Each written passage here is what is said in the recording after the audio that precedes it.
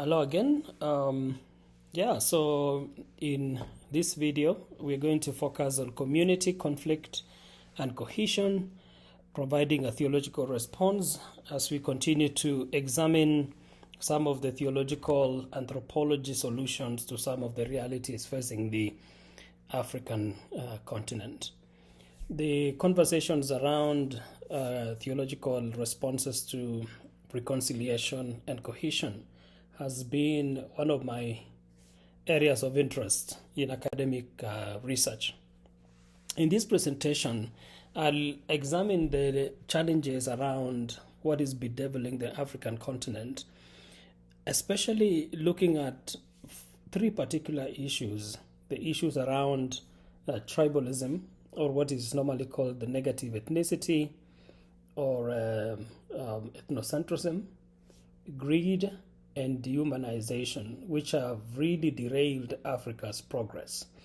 And I will really look at a response from theology, particularly on theological anthropology, centering an answer to the challenges around our creation in the image of God, or what is called Imago Dei, looking at Christology, or the doctrine of Christ, and particularly that Jesus Christ is the exemplar and an enabler of an alternative form of existence, and finally looking at the role of the church in providing a different reality, or embodying a different reality to what is bedeviling the African continent. And in this, I argue that, of course, the church plays a significant role in the formation, or the reformation, or the shaping of a people, of a transformed humanity.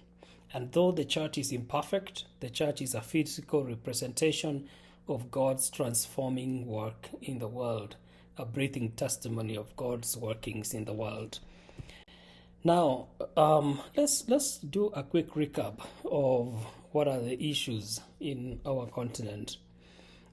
Professor Ali Mazrui, coming from Kenya, published a book called Africans, the Triple Heritage in 1986. And he did quite a bit of work on that, the African condition as well, where he talks about several issues that are contradictory in Africa, where you have, for example, Africa is the most wealthy continent on the African continent and in the world, but also one of the poorest in the world. And here he says that the ancestors of Africa are not happy. For those who believe in the power of the ancestors, the proof of their anger is all around us. For those who do not believe in ancestors, the proof of their anger is given another name. But what is the proof of the curse of the ancestors? Things are not working in Africa. And then he says, from Dakar to Dar es Salaam, from Marrakesh to Maputo, institutions are decaying, structures are rusting away. It is as if the ancestors pronounced the curse of cultural sabotage. And what Professor Mazrui is talking about is expressing the frustration of the condition, of the African condition, of the reality of the continent. Things indeed, sometimes to use the image of another author from Ghana, Chinua Achebe, things are really things are falling apart, to use that same language. And this is Chinua Achebe, and this is actually saying that this generation of Africans is hearing. This is actually Professor Mazrui quoting or using the imagery of things fall apart, a book published in the 1950s by Chinua Achebe. This generation of Africans is hearing the ancestral voice in no uncertain terms proclaiming, warriors will fight scribes for the control of your institutions, while bush will conquer your roads and pathways. Your land will yield less and less, while your offspring multiply. Your houses will leak from the floods, and your soil will crack from the drought. Your sons will refuse to pick up the hoe and prefer to wander in the wilds. You shall learn learn ways of cheating, and you will poison the colonels. You will serve your own friends. Yes, things will fall apart. It's as if, looking at the condition of the African continent now, one could easily say that this prophetic declaration or some of these announcements from Chinua Achebe, more than, I don't know, maybe so many years later, things are indeed falling apart in Africa. In The Sacrifice of Africa, Emmanuel Katongole, who is a theologian from Ghana, from Uganda, is a professor of political theology and theory at Notre Dame University in Indiana. He says that what characterizes the continent of Africa are churches and coffins.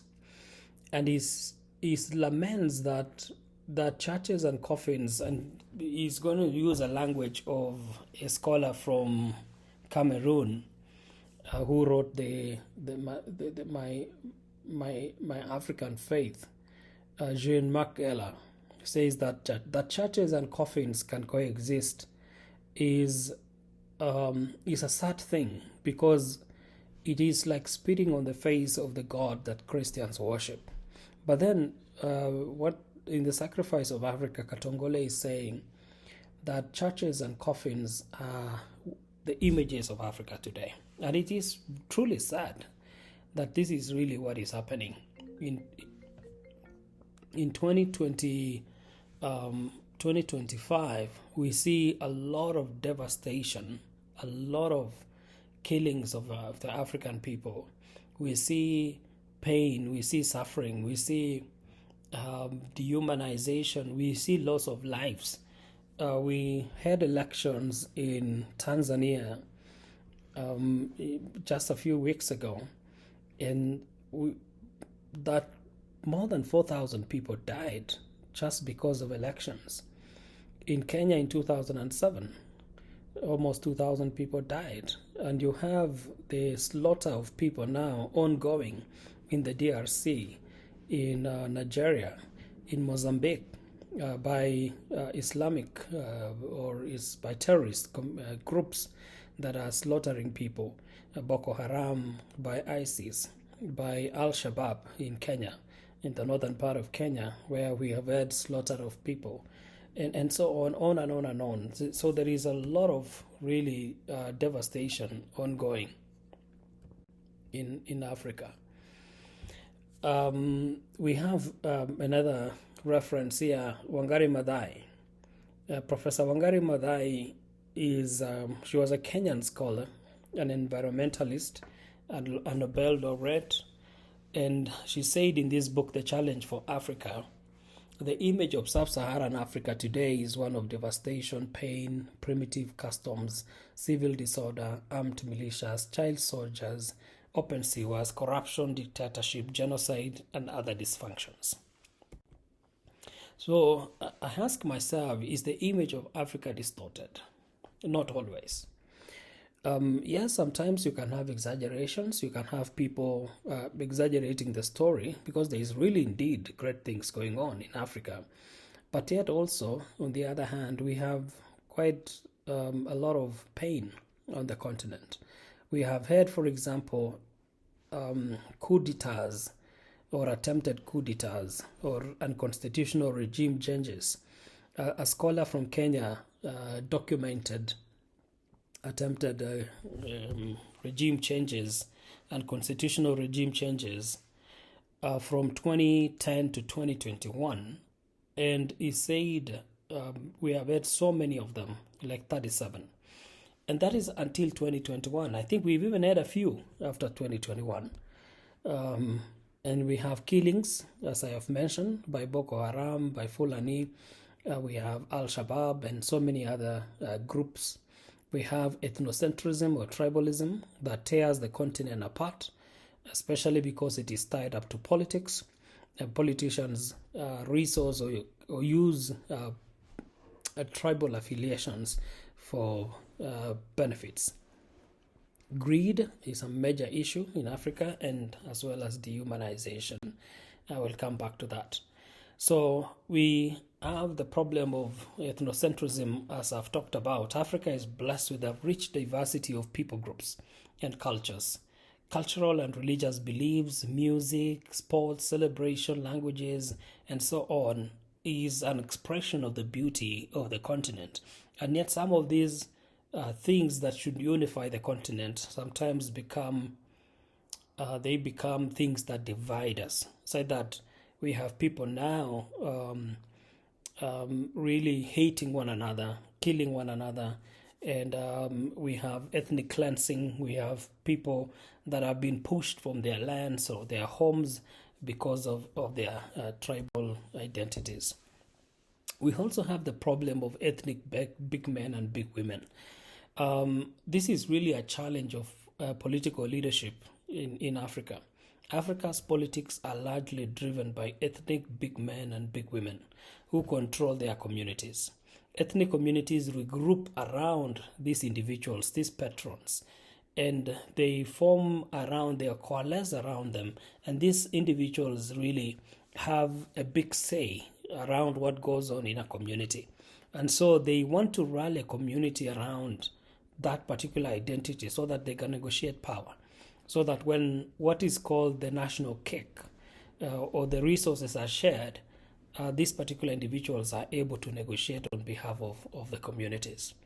We also have the problem of greed. It is the notion of what is normally called, it is our turn to eat. So people see leadership or political power as an opportunity to amass wealth or to take things for themselves, for their own advantage or to their own advantage. This is a fantastic book that was written by a scholar, and he says it's called The Politics of the Belly. And Jean, I think his name is Jean, I will double check the name there, it doesn't show on the slide, but it talks about politics in Africa is in most cases about acquisition of resources for one's advantage. Greed and tribalism go together because people see power or they rally their particular communities around this false image of we really need to come together so that we can take things for ourselves, so that we can benefit. So voters assume that by electing certain candidates from their own ethnic communities, the candidates will return the favor by supposedly facilitating the economic progress of the community. The candidates will facilitate the eating of the national cake. In other words, if you are in power, you are closer to the plate. The farther you are from the center of power, the farther you are from the cake, since those in power only share the national cake, that is economic progress, development, and sometimes handouts with their kinsmen or women. For this reason, elections in Africa are often a matter of life and death. Why? Because you want to be closer to the plate. Because if you are not close to the plate, then you will be excluded. And it's so unfortunate that many African leaders have used this notion of sharing the national cake as a tool for punishing those who are not affiliated or those who do not support a political party. In Kenya, for example, we have the National Constituencies Development Fund, NGCDF. The National Constituencies Development Fund is a fund that was started by the government for the purposes of ensuring that resources are able to be shared equitably to the grassroots. But the fund is managed by MPs, members of parliament, and it is there's been documented that some of the MPs use the fund as a weapon to punish individuals or communities who did not support the MP. So you find that this national cake is not shared equally. It is not shared equally. So because of greed, Africa's poor are deprived of important social services. Women cannot access important maternity services. Children are at risk of dying because of hospitals that do not have necessary facilities. Doctors and medicine. Pensioners cannot access their pension because it disappeared into the pockets of greedy officers. Accidents continue on on African roads because of poor maintenance, and on and on and on and on. So you find that because of greed, because of the looting of the African resources, Africa remains poor. I serve as executive director for a continental agency that works with Christian universities and theological institutions, and I get the privilege of traveling across the continent of Africa. I was in Cote d'Ivoire, in Ivory Coast, just a few months ago. I was in Congo Brazzaville, in the DRC, in Central African Republic.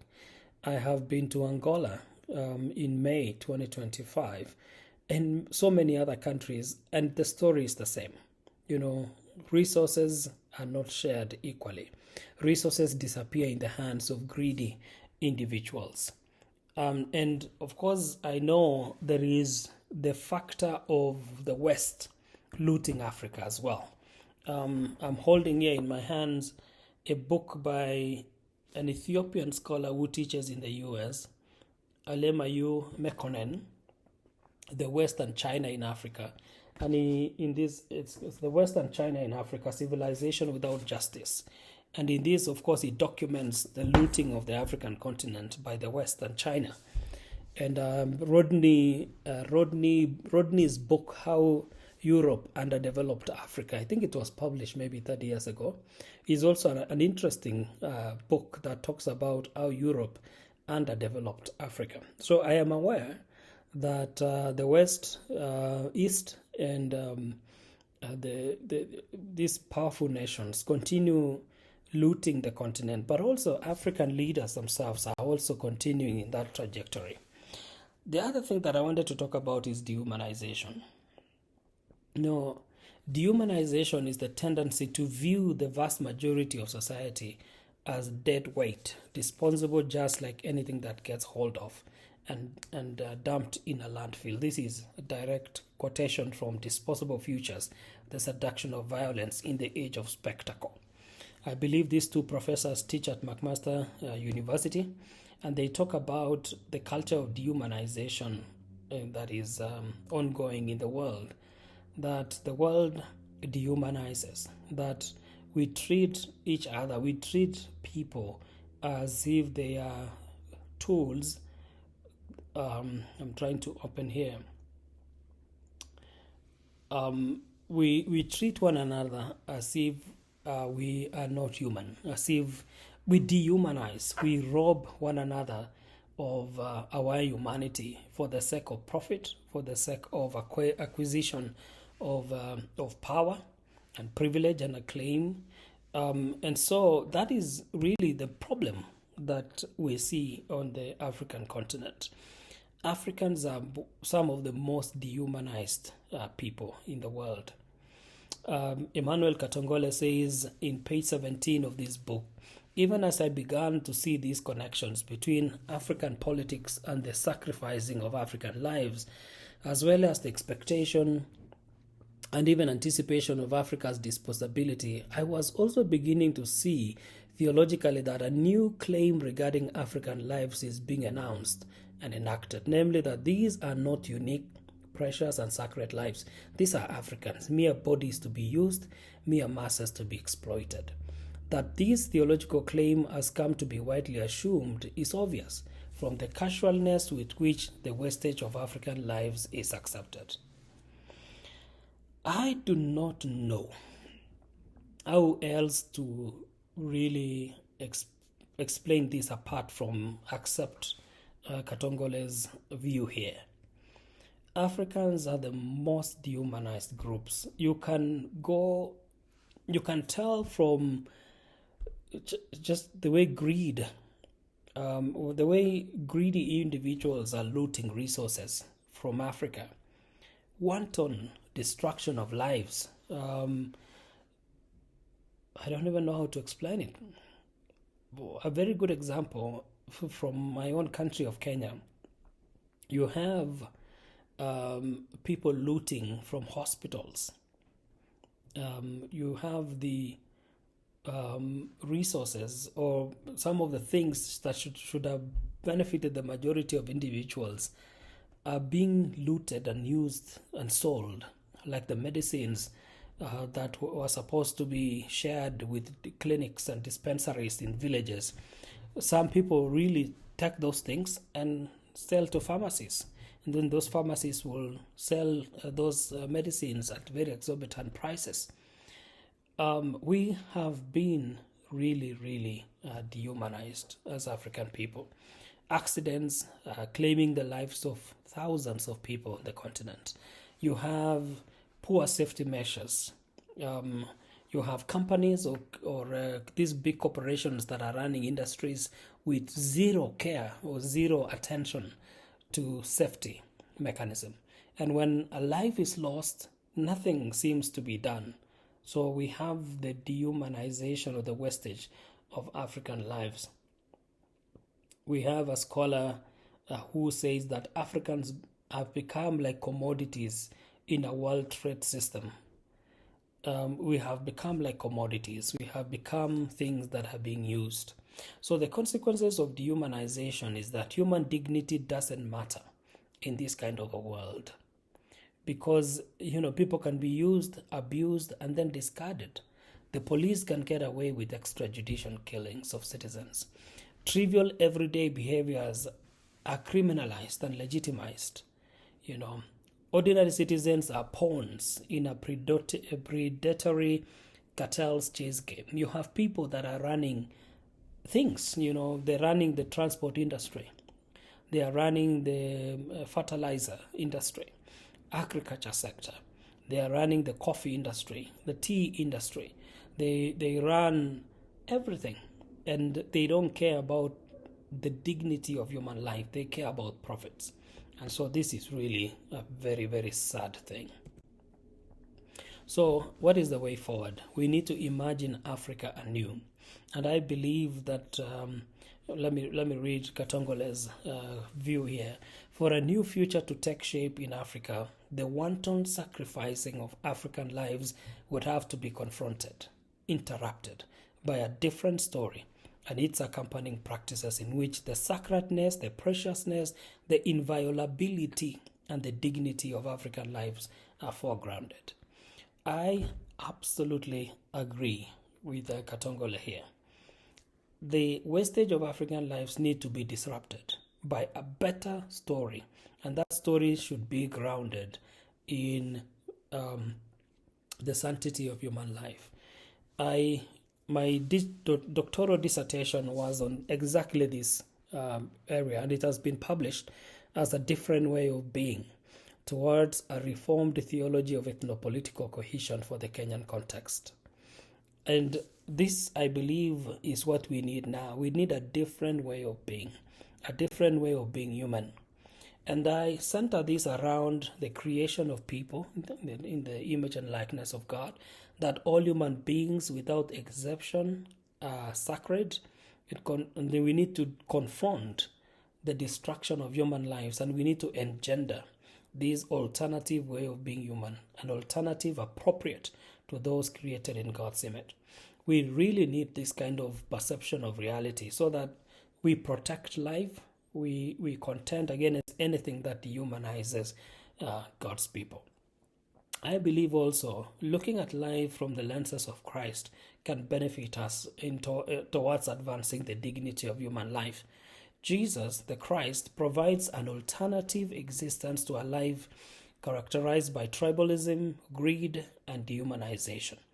Jesus Christ forms a humanity capable of modeling peaceful alternative in a world characterized by violence. On one hand, Jesus the Christ shows us how to be human because he is the true humanity, the perfect realization of true humanity, what human nature is intended to be, and the true definition and standard of what it means to be human.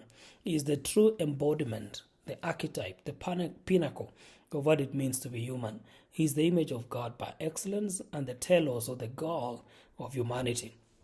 He exemplifies what humans are called to be and destined to be. He represents a life of complete obedience to God's will on earth. He shows life in its fullness. But on the other hand, Jesus the Christ is more than an exemplar, he is an enabler of an alternative form of existence. This is actually a direct quotation from a chapter of a book that I edited with Gordon Heath of McMaster Divinity College on Christian responses to terrorism, the Kenyan experience. I talk about, in my reflection around violence on terrorism, I offer this Christocentric existence as a possibility or as a way to contend against dehumanization of God's people wherever they are. Now, I also talk about the role of the church in this process, and that the church is the place where the shaping and formation of a new humanity occurs. Though the church is imperfect, of course, the church is an alternative community. It is a community of God's people who have encountered the transforming work of God through the Spirit. The church is the physical representation of God's transformation of the world. Though also broken, the church is a manifestation of a new humanity. The church is a testimony of God's transforming work. So the evidence that God is doing something already about the violence in the world, against the brokenness, against systemic issues, against injustice, God has already done something about it through the person and the life of Christ. So let me conclude with this. We need a different way of being human. I'm currently working on a book. Hopefully it should be out by 2026. And I offer three particular responses to three issues that I look at four particular issues that I think bedevils the African continent: dehumanization, hostility, aloofness in the sense that the lack of engagement, and political expediency. I say that we need to go back to the sanctity of human life over dehumanization. We need to really talk about anything that degrades life, anything that robs people of their sacred nature as human beings created in the image and likeness of God, and contend against all dehumanizing structures, whether in the areas of colonial dehumanization, modern day dehumanization, human trafficking, slavery, issues around ethnic violence, political violence, issues around poverty, where people now are doing, they are perpetuating violence by their action or inaction, by their lack of attention to the issues that are, robbing people of their flourishing. Issues around gender-based violence, where you have women or men being deprived of a life of flourishing, beatings and all kind of abuse that goes on around our societies. We have all these issues around radicalization, violent extremism, terrorism, and on and on and on, that the sanctity of life would address dehumanization. And then you have neighborliness over hostility. And in terms of neighborliness, we look at that we can live together as God's people, as brothers and sisters, because we are all human. We are all God's people. And I talk about ethnocentrism, which is a major problem that has destroyed the continent of Africa. And of course, it is not unique to Africa. There are many communities around the world. Ethnocentrism and issues of racism and all these isms that are perpetuated just because we are different. People talk different language, or they look different. And we need neighborliness. We need a spirit of neighborliness to be able to contend against hostility. This is what is, of course, in Swahili is called the spirit of Ujamaa, or Ubuntu, or Utu. Desmond Tutu talked about or wrote about this, and there are many African scholars and many scholars around the world that have written about Ubuntu, the spirit of togetherness, that I am because we are. And since we are, therefore I am. There would be no me without us, without you and me. And then in terms of engagement, engagement is a call towards, especially the church or religion, being active on social sphere in the public space, that we cannot be aloof to the issues that society is facing. So aloofness engagement over aloofness. Instead of being aloof or being distant, it is a call for the church to be engaged in the issues that face society today. And there has always been the tension between church and state on issues to do with political co-option. The church needs to be aware of co-option by political actors and to be able also to contend against whatever can damage the church's prophetic engagement in society. Things like ethnocentrism remains a major issue that has limited the church's active posture to the realities of society. Issues of greed, where you even have the church also being greedy, and especially political co-option, which is a form of political manipulation, which has undermined the church's credibility and prophetic voice. So the political co-options remains a very, very dangerous thing, and the church needs to be aware of all that. And then the last one is humble political service over political expediency. Political expediency is when those in power do things that are expedient, things that benefit themselves instead of benefiting the entire community or constituency that they have been called to serve. So that is what we need to do as we keep on examining a better way to be human in a society torn apart by different things in our society. Thank you very much.